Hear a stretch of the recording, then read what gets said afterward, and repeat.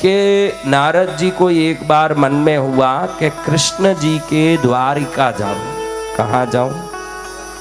द्वारिका में जाऊं। जगह जगह संचारित होने वाले नारद ऋषि अपने ऋषि मंडल को लेकर के द्वारिका में प्रवेश किए सभा में। तो सभा में भगवान कृष्ण ने नारद जी का स्वागत किया और कृष्ण पुत्र प्रद्युम्न आदि सभी खड़े होकर के देव ऋषि नारद आए हैं, बड़ी श्रद्धा से खड़े हुए। लेकिन उस सभा में शांब नाम के जाम्बवती को उत्पन्न कृष्ण के पुत्र खड़ा नहीं हुआ। सोचा कि आए होंगे मुनि, क्या वंदन करना, मैं कृष्ण पुत्र हूं, क्या वसुदेव कृष्ण से भी कोई बड़े हैं?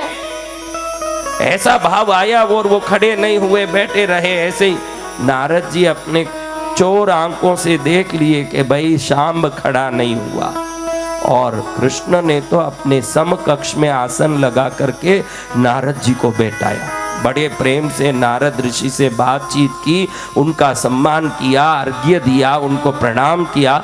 नारद जी अति प्रसन्न हुए, लेकिन शांब के इस व्यवहार से नारद जी के मन में खिन्नता उत्पन्न हुई। अच्छा शांब, तो मुझे नहीं मानता है, मैं तुझे सिखा दूंगा मैं कौन हूं।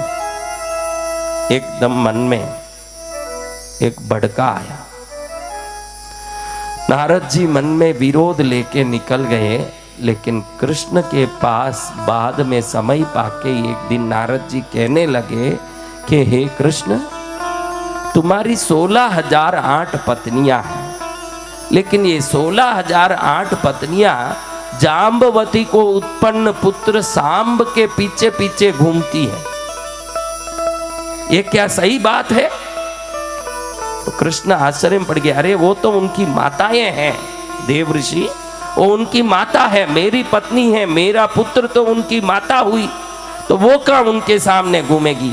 अरे वो सब पागल हो गई है, उसके रूप से पागल होके अपनी बुद्धि खो गई है, इसलिए उसके पीछे पीछे घूम रही है, आप थोड़ा ध्यान दो इस पर। ऐसे बोल के कृष्ण भगवान के कान में बात डाल दी नारद जी ने। अब नारद जी की बात सुन के कृष्ण भगवान को आश्चर्य हुआ, सांब के पीछे पीछे कौन गोपिका स्त्रियां घूमेगी?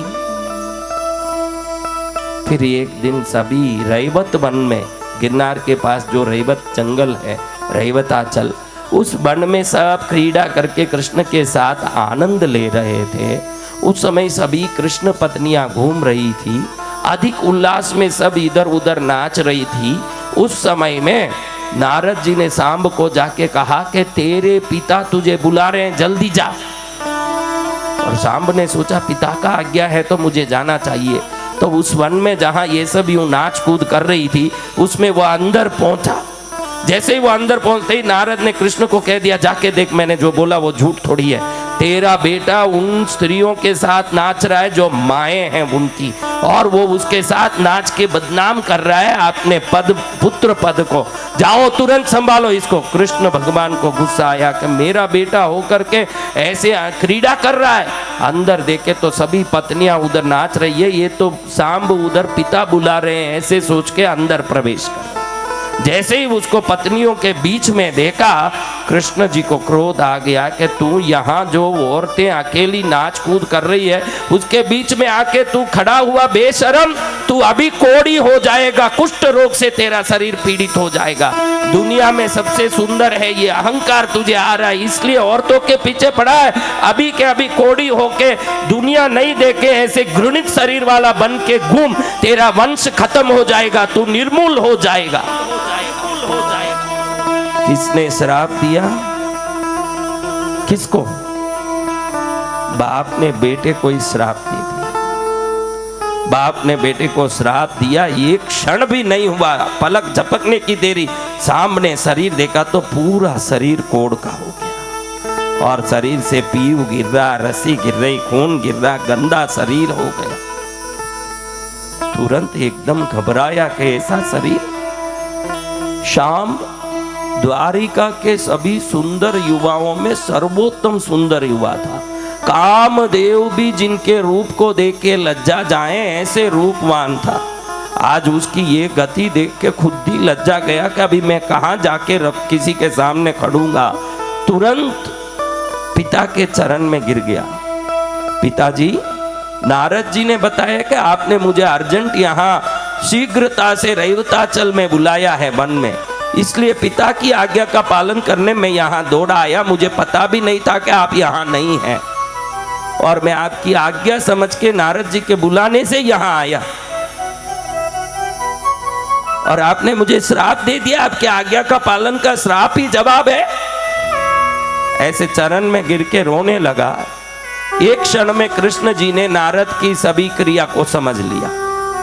तुरंत ध्यान में देखा, कृष्ण जी को मालूम पड़ गया कि सभा में आते समय उठ के खड़े नहीं होने के कारण शांब को अपमानित करने के लिए नारद जी ने यह काम किया है। तुरंत शाम को देख के कृष्ण कहें, शाम, पूर्व जन्मों के कर्मों के कारण और दुर्वासा ऋषि का पूर्व जन्म में तेरे ऊपर श्राप के कारण इस जन्म में तुझे कोढ़ी होना लिखा था, जो मेरे मुंह से निकला है। ये मेरा शब्द नहीं है, तेरे पूर्व जन्मों की क्रिया का कारण है। इसलिए तू चिंता मत कर। जिस नारद जी ने ये सब कराया, तो उन्हीं के पास जाके इसका उपाय पूछ, वो ही इसका उपाय बताएंगे। ऐसा कृष्ण जी ने आशीर्वाद दिया। पिता का आशीर्वाद लेके शांब अपने कोढ़ शरीर पर कपड़ा ढकते हुए बड़ा छुपा छुपाए लज्जा के साथ पहुंच गए नारद जी के पास। कहे कि नारद जी, आपने मेरे पिता को मेरे से श्राप दिलवा दिया। अब ये श्राप की मुक्ति भी मेरे पिताजी ने आपसे ही लेने के लिए बोला। आप बताओ कि ये श्राप मुक्ति, मेरे कष्ट की मुक्ति, मेरे संकटों की मुक्ति कैसे होगी प्रभु? आप ही बताओ। मैं ये रूप में खड़ा हूँ। मेरे पिताजी ने कहा, फिर शांति हुई कि ये पूर्व जन्म का श्राप है, इस कारण से अब मैं कोढ़ी हुआ। कर्म को कौन टाल सकता है प्रभु? लेकिन पिताजी ने कहा है कि श्राप मुक्ति का निश्चित उपाय मिलेगा। तो मैंने सोचा आपसे पूछूं। आपको पूछने के लिए पिताजी ने आज्ञा दी, इसलिए आपके चरण में आया हूं। मेरी श्राप मुक्त हो, मेरा रोग मुक्त हो। जो कष्ट भयंकर संकट आया, एक कृष्ण पुत्र होकर के आज मैं किसी को मुंह दिखाने लायक नहीं हुआ, ऐसे अपमानित हो गया। ये अपमान, ये संकट, ये दुख, ये रोग, ये सब किस प्रकार मिट सकता है प्रभु? उपाय बताओ। हे श्याम, इस संसार में जब भी रोग आता है किसी मनुष्य को, देव को या किसी भी प्रकार के जीव को, तो समझना कि सूर्य देव उससे कुपित हुए हैं। किसी को संकट, भय या रोग आता है तो समझना सूर्य देव उसके कुपित हुए हैं। जिन जीव राशियों के जन्म कुंडली में सूर्य विपरीत हो जाते हैं, उन्हीं के जीवन में रोग, उपद्रव, पीड़ा, भूत लगना, प्रेत लगना। और देखना, भूत प्रेत जिनको लग जाते हैं सूर्य नीच के होने से लगते। किनके नीच के होने से? जो भूत लगे हुए लोग हैं उनकी जन्म कुंडली देखो, सूर्य नीच के होंगे। रोग आए हुए लोग देखो, बड़े बड़े रोग, टीबी, एड्स, बड़े बड़े रोग, मौत गादी, कैंसर, सूर्य नीच के होंगे। शत्रु भय हो गया, सूर्य नीच के होंगे। और जो बलवान पहलवान है, आरोग्यवान है, किसी को भी एक मुक्के में मार सकता, सूर्य उच्च के होंगे, श्रेष्ठ स्थान में होंगे।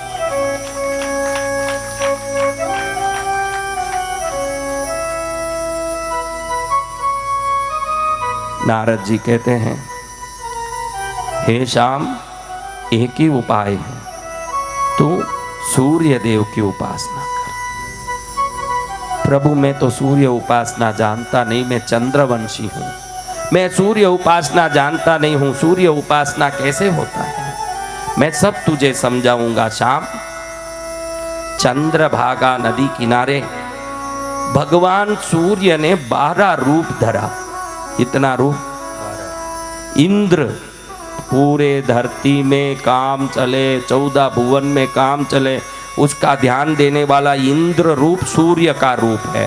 त्वष्टा, पूषा, अर्यमान, वरुण, मित्र, ये सभी रूप इंद्र के 12 रूप हैं। इसमें एक रूप धर के चंद्रभागा नदी किनारे मित्र बन के सूर्य ने तपस्या शुरू की। क्या पूरी दुनिया जिनकी तपस्या करती है, वो सूर्य देव को कोई तपस्या करने की जरूरत है? उन्होंने क्यों तपस्या शुरू की महाराज? हे नारद ऋषि, आप मुझे बताइए कि सूर्य देव क्यों तपस्या करते हैं? नारद ऋषि सूर्य ने क्यों तपस्या की और तपस्या से सूर्य देव क्या प्राप्त किए, ये जो कथा सुनाई यही सूर्य पुराण है जो हम आगे सुनने वाले हैं। इस कथा को सुनने के समय आत्मा में जितने पाप और दोष होते हैं ये सभी दोष मुक्त हो जाते हैं, ऐसे पुराण कहता है। दोष मुक्ति करने वाले सूर्य पुराण को सुनने के लिए चंद्रभागा नदी किनारे जहाँ सूर्य देव ने तपस्या की उसी जगह सांब ने सूर्य का मंदिर बनाया।